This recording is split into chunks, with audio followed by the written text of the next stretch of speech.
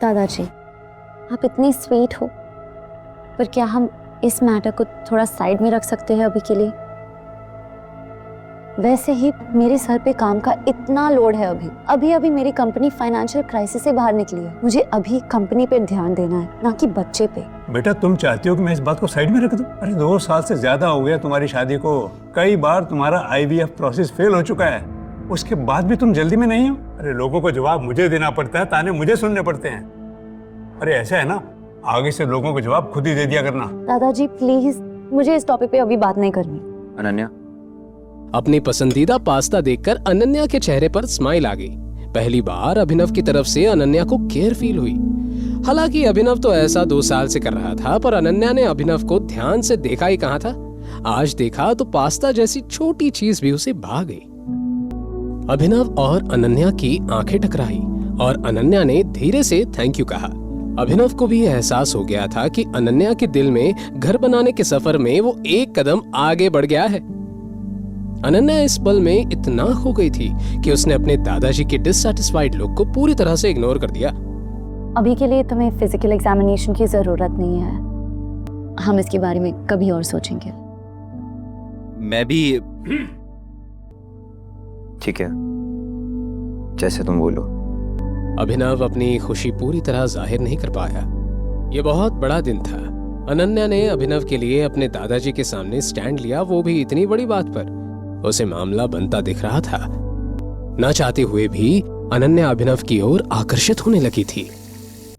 अनन्या, अगर कल तुम्हें तुम्हारे भाई का कॉल आए, वो BR ग्रुप के साथ सिंह इंडस्ट्रीज की कॉर्पोरेशन की बात करे, तो तुम एकदम से हाँ मत कहना। मतलब थोड़ा सा टाइम लेना, उससे भी तो तुम्हारी इंपॉर्टेंस पता चलनी चाहिए ना। तुम पागल हो गए हो? सनी भैया ने सब कुछ चिराग को दे दिया। BR ग्रुप के साथ सारा कॉर्पोरेशन अब वही हैंडल करेंगे, उन्हें मेरी क्यों जरूरत पड़ेगी? और तुम्हें कुछ पता ही नहीं चलता, बस फालतू की बातें करते रहते हो। अनन्या, बस तुम याद रखना, अगर कॉल आए तो एकदम से हाँ मत कहना। Good night. सो जाओ।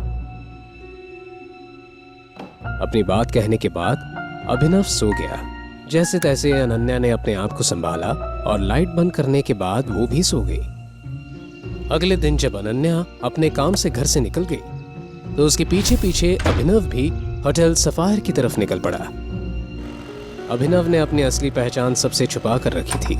सिंह परिवार के लिए वो सिर्फ एक मामूली डिलीवरी बॉय और नाकारा घर जमाई था, पर असल में वो अंडरवर्ल्ड की सबसे शक्तिशाली कंपनी द माफिया किंग का नया बॉस बन चुका था। अंडरवर्ल्ड की दुनिया में लोग उसे टाइगर के नाम से जानते थे। संजय के हत्याकांड के बाद अकरम ने अभिनव को 18 साल तक एक अनाथ आश्रम में रखा। वहां उसकी हर दिन सख्त फिजिकल ट्रेनिंग की गई और उसे हर मुश्किल का सामना करने के लिए तैयार किया गया। इस कंपनी की बुनियाद उसके पिता संजय ने रखी थी, लेकिन संजय के देहांत के बाद कंपनी की जिम्मेवारी उनके वफादार साथी अकरम के कंधों पर आ गई। जब अकरम को लगा कि अभिनव काबिल हो चुका है, तब उसने उसे माफिया किंग के गद्दी पर बैठाया, लेकिन अपनी असली पहचान सबसे छुपाने की एक शर्त भी रखी। अगर ये शर्त टूटी तो अभिनव को इस गद्दी से हाथ धोना पड़ सकता है। वैसे ऑफिस का आरामदायक माहौल, खासकर जॉब, आपके अंडर एक एफिशिएंट सेक्रेटरी हो जो सब कुछ कर ले और आपको कुछ करने की जरूरत ना पड़े, तो आपको और मजा आने लगता है। अभी अभिनव ये सोच ही रहा था कि तभी उसके केबिन के दरवाजे पर दस्तक हुई और उसकी सेक्रेटरी नंदिता अंदर आई। आज वो और अच्छी लग रही थी, लेकिन इस बार नंदिता ने अभिनव को उसे ज्यादा समय तक देखने का मौका नहीं दिया और तुरंत ही बोली, टाइगर, सिंह फैमिली ने BR ग्रुप पार्टनरशिप की बात करने के लिए किसी को भेजा है। उनका नाम चिराग है। आगे की कहानी जानने के लिए देखें अगला एपिसोड सिर्फ पॉकेट FM के YouTube चैनल पर, और द रिटर्न ऑफ टाइगर के सारे एपिसोड्स को सुनने के लिए डिस्क्रिप्शन में दी लिंक से डाउनलोड करें पॉकेट FM ऐप।